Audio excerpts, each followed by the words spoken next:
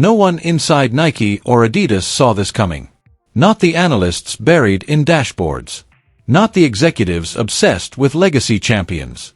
Not the scouts trained to chase trophies before trends. And yet, in the span of just a few days, a teenage tennis player from the Philippines detonated the global sports marketing playbook without winning a Grand Slam, without a primetime final, without a billion-dollar logo stitched across her chest. Her name was Alex Eala, and what happened next forced the biggest brands on earth into full-blown panic mode. Because this wasn't just a hot streak. This was a warning shot. Here's the part nobody tells you up front. The chaos didn't begin on a tennis court. It began with a photo. A single Instagram post. No dramatic lighting. No celebrity photographer. No glossy campaign. Just Alex, fresh off practice, wearing a custom training outfit that blended her favorite colors with a subtle nod to the Philippine flag. The caption wasn't crafted by a marketing team. It wasn't engineered for virality. It simply said, "Ready for the grind. Let's work." That should have been the end of it. Instead, it was the spark that lit a wildfire no algorithm could contain. Within hours, the comments exploded. Fans weren't just tapping hearts. They were asking one question again and again. Where can we buy this? Not tomorrow. Not next week. Links were demanded. Screenshots were shared. Stories were reposted. And before most Western tennis audiences even noticed her name trending, something unprecedented was already happening behind the scenes. Small online retailers began reporting traffic spikes they'd never seen before. Inventory that had been collecting digital dust vanished in minutes. Checkout pages froze. Payment systems lagged. This wasn't hype. This was demand, raw, urgent, and relentless. At first, it looked local. Filipino fans rallied instantly, and that made sense. Alex wasn't just another promising junior. She represented something the country had waited decades for, a genuine tennis contender who carried their flag with pride, confidence, and authenticity. She wasn't manufactured. She wasn't imported. She was theirs. And they showed up for her in force. But then something happened that shattered every traditional marketing assumption. The surge didn't stop at the Philippines. It multiplied. Indonesia lit up next. Then Thailand. Malaysia followed. Vietnam wasn't far behind. Across Southeast Asia, young fans began hunting down anything connected to Alex Eala.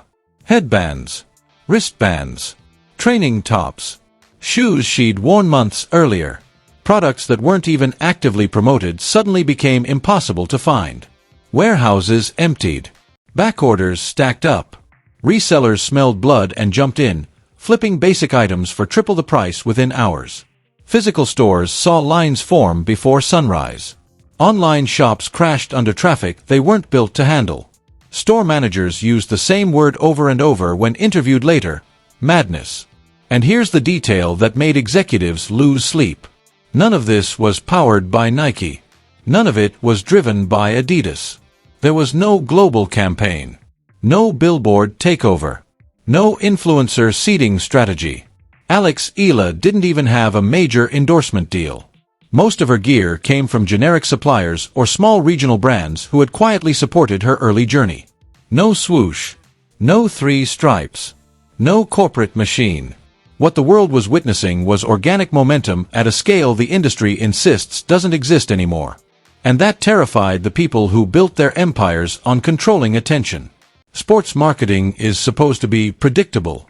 Brands spend millions because they believe outcomes can be modeled. Engagement forecasted. Risk minimized. Champions identified early and monetized efficiently.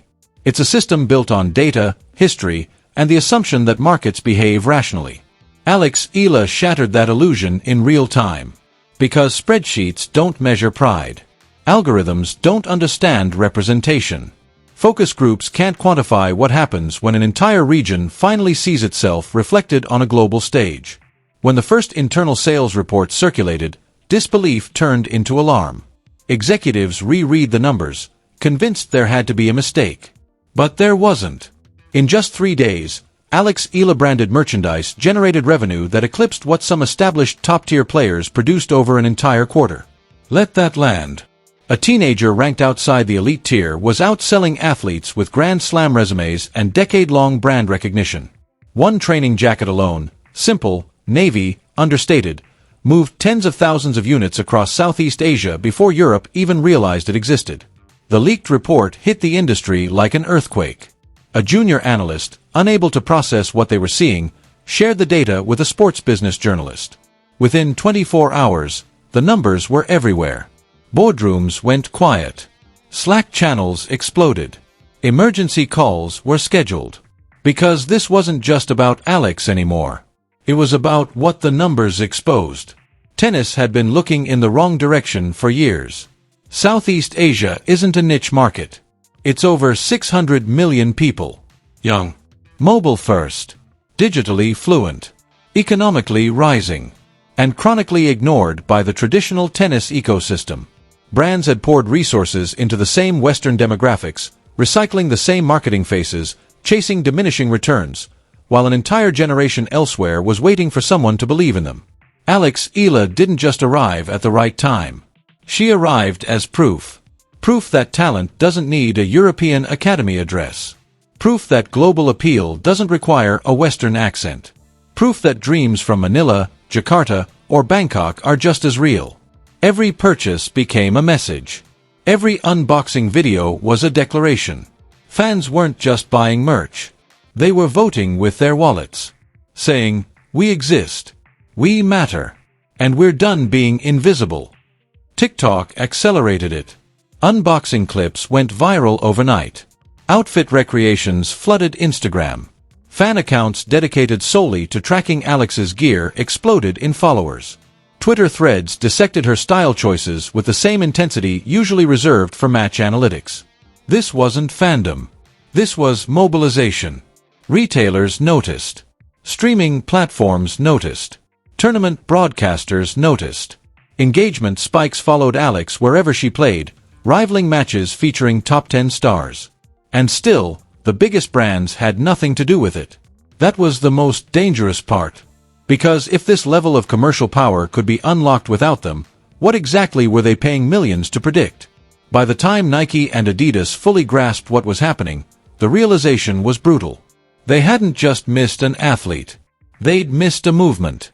And in sports marketing, being late doesn't mean catching up. It means paying a premium, or being shut out entirely. And this was only the beginning. Because once the panic set in, the scramble was inevitable. The calls were about to be made. The offers were about to escalate.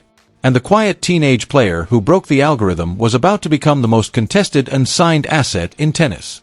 But what happened next would expose something even bigger than brand competition. It would reveal who truly understood the future of sports, and who was still trapped in the past. The panic didn't explode publicly, it detonated behind closed doors. Thursday afternoon, confidential invites hit inboxes across multiple time zones. Portland, London, Shanghai, Melbourne. Nike's tennis division assembled in emergency mode, and the agenda was brutally simple. Alex Eala. Not her forehand. Not her ranking. Her market impact. How had a player they didn't sign, didn't promote, didn't prioritize just rewritten the commercial hierarchy of tennis in 72 hours? Nike was a company built on anticipation, on seeing culture before culture saw itself, and yet this time they were staring at a future that had already arrived without them. That's the kind of mistake that doesn't just cost revenue. It damages reputation.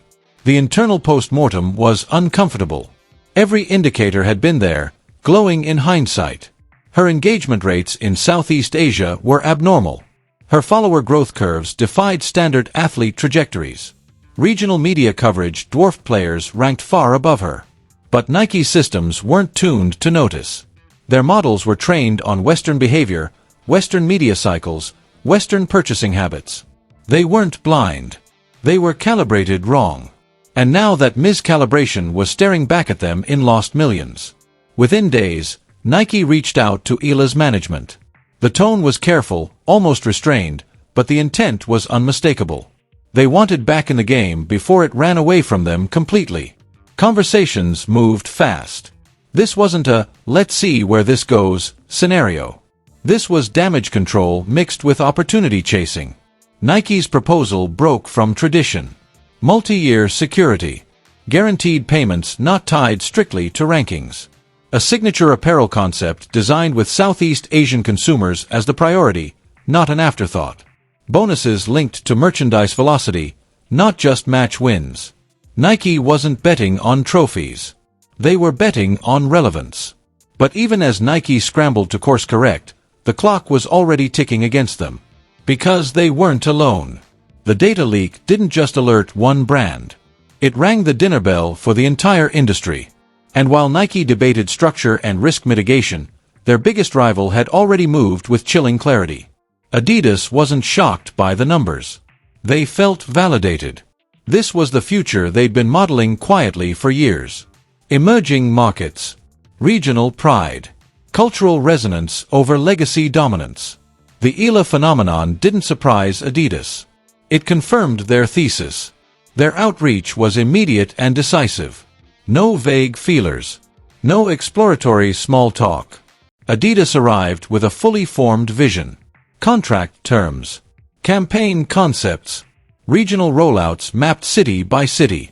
They didn't pitch her as a face to wear a logo. They pitched her as a collaborator. Creative input. Co-design authority. Storytelling shaped around her journey rather than imposed on it. Adidas wasn't offering sponsorship. They were offering partnership. And that distinction mattered more than money ever could. Then they made a move that shifted the entire chessboard. Carefully timed leaks. Not reckless, not obvious. Just enough to let sports business journalists know something serious was happening. Rumors spread. Speculation surged. Headlines followed. Social media caught fire. The message was loud without being stated. Adidas was in the lead. The pressure on Nike intensified instantly. Every hour they waited now felt like surrender. And once the bidding war went public, restraint disappeared. Puma entered the conversation. New Balance sensed a breakthrough moment. Even brands with minimal tennis presence started circling, not because of forehands and backhands, but because Alex Eala represented access. Access to a market they'd never truly reached. Access to cultural credibility money alone couldn't buy. For Eala's management team, the shift was dizzying. Months earlier, they were negotiating modest regional deals, hoping patience and performance would eventually open bigger doors. Now, billion-dollar corporations were competing for her signature. Leverage had flipped overnight. But leverage didn't make the decisions easier. It made them heavier. Because every offer came with consequences. Nike leaned into legacy. Global dominance. Historical greatness. The promise of standing beside icons. Adidas leaned into evolution. Shared power. Cultural fluency. Smaller brands dangled equity, ownership, profit sharing. The numbers climbed. The clauses multiplied. But everyone in the room understood the truth. This wasn't a typical endorsement negotiation. This was about identity. About whether Alex Eala would be absorbed into an existing machine or help reshape one. Adidas played another masterstroke. They didn't just sell her on themselves. They connected her with other Southeast Asian athletes across different sports who had navigated similar crossroads. Athletes who'd protected their voices while scaling globally. Athletes who'd resisted being flattened into generic global faces. The subtext was clear. We see you. We understand what you represent. We won't erase it. Meanwhile, the noise outside the boardrooms grew deafening. Fans debated fiercely online. Which brand deserved her? Which partnership would respect her roots? Which choice would feel like betrayal? Sports analysts turned negotiations into daily content. Regional media treated every rumor like breaking news. Alex Eala, still early in her professional journey, had become the most coveted and signed athlete in tennis, and maybe beyond it. Yet amid all the corporate maneuvering, something more powerful was happening that brands nearly missed. Fans weren't waiting to be marketed to. They were organizing themselves. Coordinated buying campaigns emerged, intentionally driving sales to demonstrate influence. Hashtags trended globally, framing the movement not as fandom, but as assertion. Southeast Asian tennis fans weren't asking for inclusion anymore. They were demanding recognition. Viewership numbers backed them up. Broadcast ratings spiked whenever Eala played. Engagement rivaled established stars. Sponsors took note. Tournament organizers quietly re-evaluated scheduling. Streaming platforms adjusted promotional placement. The ecosystem was reacting whether it wanted to or not. Critics dismissed it as temporary hype, pointing to past examples of regional stars who burned bright then faded. But they misunderstood the scale. This wasn't a single country surge. This was a region awakening to its collective economic power. Fans weren't just supporting Alex. They were making a statement about being ignored for decades. The pressure that placed on Eala was immense. She wasn't just choosing a brand. She was choosing how history would remember this moment. Every option risked alienating someone. Every delay amplified speculation. And every step forward increased expectations. And just as the industry thought the story had reached peak intensity, it crossed another threshold entirely. Because the decision was finally made. The deal was signed. And when the announcement dropped, it didn't just name a brand. It signaled a shift in how power, culture, and money would interact in tennis from that moment on. The announcement landed on a Tuesday morning, timed with surgical precision. Manila was awake. Southeast Asia was scrolling. The rest of the tennis world was just catching up. Alex Eala had made her choice. The brand revealed itself, the logo appeared, and within seconds the internet fractured into celebration, debate, and disbelief. Financial details stayed sealed, but insiders didn't need numbers to understand the scale. This wasn't a standard endorsement. This was a structural shift. Multi-year security. Creative authority. Regional first strategy. Clauses protecting her voice, her causes, her community. The deal didn't just sign an athlete. It acknowledged a movement. The reaction was instant and overwhelming. Fans flooded timelines with pride and relief.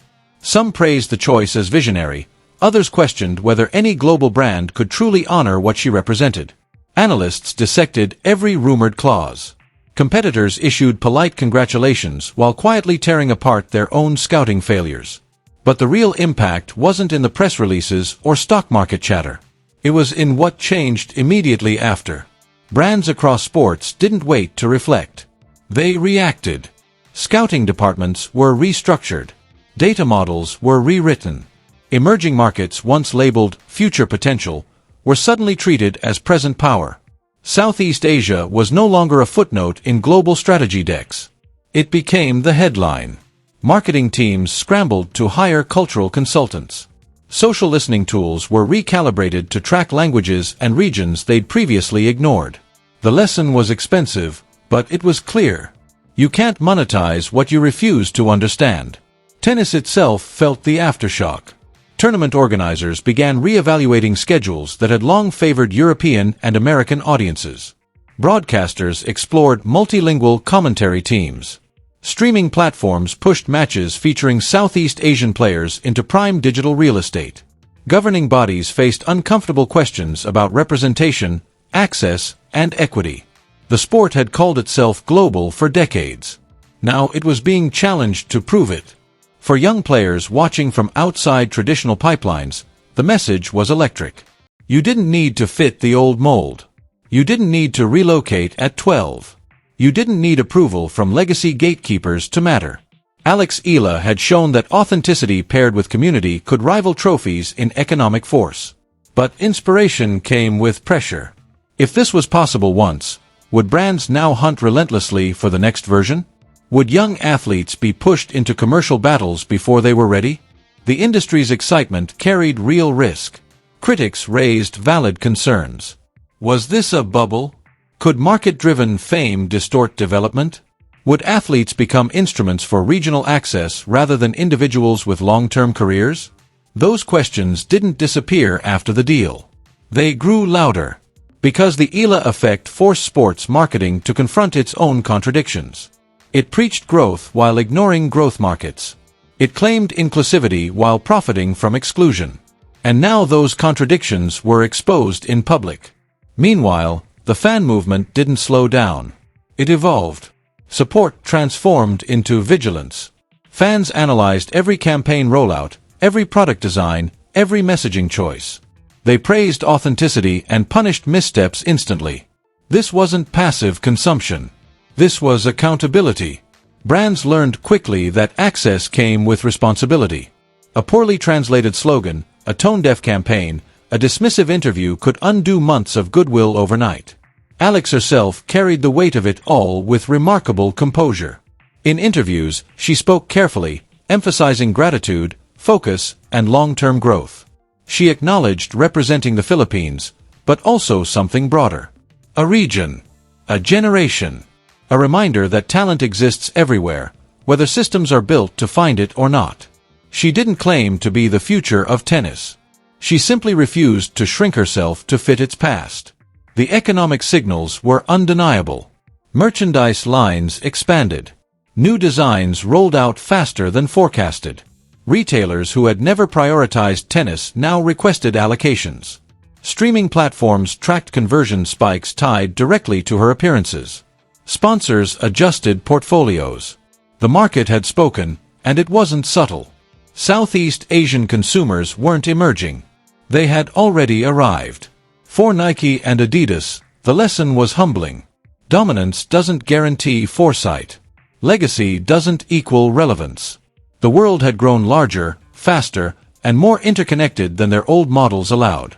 Ignoring that reality wasn't just short-sighted. It was dangerous. Alex Eala didn't defeat them on a court. She exposed their blind spots. The broader implications stretched far beyond one athlete. Sports marketing's traditional hierarchy cracked. The assumption that Western audiences define value weakened.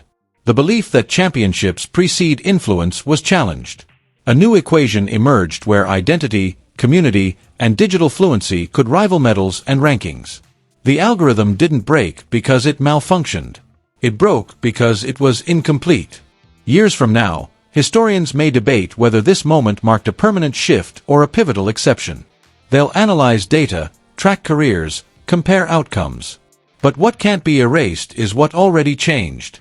Millions of fans who once felt invisible saw proof of their importance. An industry that claimed global reach was forced to confront its own narrow vision. And a young woman from the Philippines showed that power doesn't always ask permission before it arrives. Whether Alex Eala becomes a Grand Slam champion or not, her impact is already secured. She didn't just sell merchandise. She redefined where value comes from. She turned overlooked audiences into undeniable stakeholders. She reminded the world that markets don't emerge when brands decide they're ready. They emerge when people are. The final question isn't about hype. It isn't about endorsements. It isn't even about tennis. The real question is this: if one player from a long-ignored region could force billion-dollar brands to rethink everything they thought they knew, who else is being overlooked right now? And what happens when they're finally seen?